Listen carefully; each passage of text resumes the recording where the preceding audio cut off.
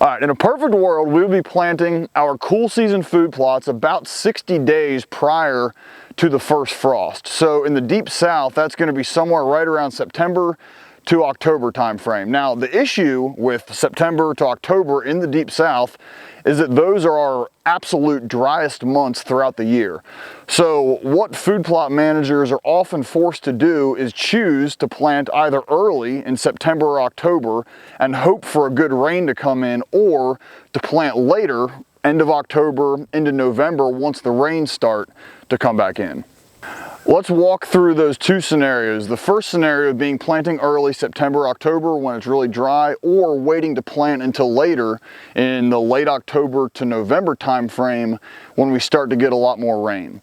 So when we plant really early, what sometimes happens is you plant and either you get a little bit of rain right after you plant, or after you plant, there's enough soil moisture to get those little seeds to germinate, but there's not enough rain in the forecast, or there's not enough soil moisture to sustain those seedlings and keep them viable until you get more rain later in the year. When that happens, you plant, you might look like you have a really good food plot for a couple weeks, no rain comes for 6, 7, 8 weeks, that's happened multiple times, and then your food plot is completely toasted and you're forced to replant.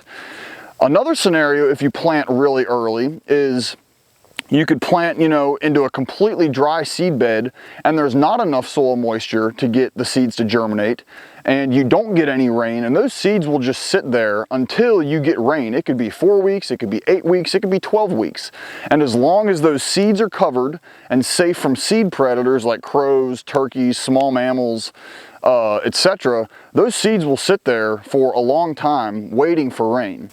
So this food plot is an example of the latter option, which is waiting until later in the fall to plant. It is now November 17th, and we did not plant this food plot until the very end of October. It was extremely dry earlier than the year, and we opted to wait until almost November to plant. And you can see that, we have extremely good germination, because after we planted we got really good rain. However, we have very little forage biomass.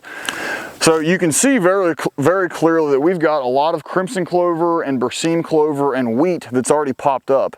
But if you look really closely, we've also got a bunch of crimson clover that is just now germinating.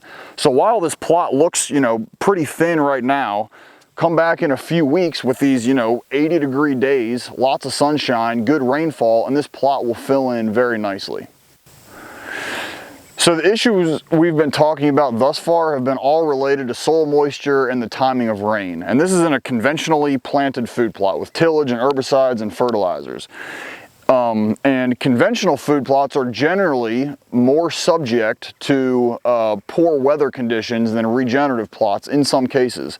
So if we were managing a regenerative plot, for example, we would have the option to use no-till, for example, and that's just one practice of many that goes into a regenerative food plot program.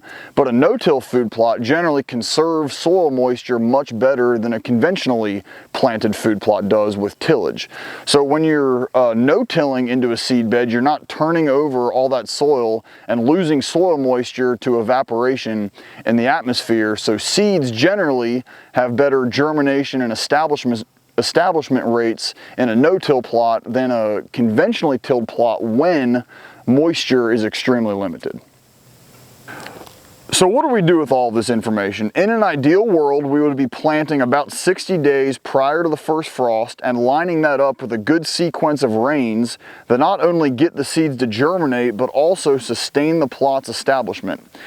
However, because we're often balancing limited schedules, rain in the forecast, etc., I would much rather wait and plant later into the fall with a really good rain coming than plant early, especially in the deep south where September and October are extremely dry months, and risk the plot coming up but then getting toasted because we go 7, 8, however many weeks without any rain.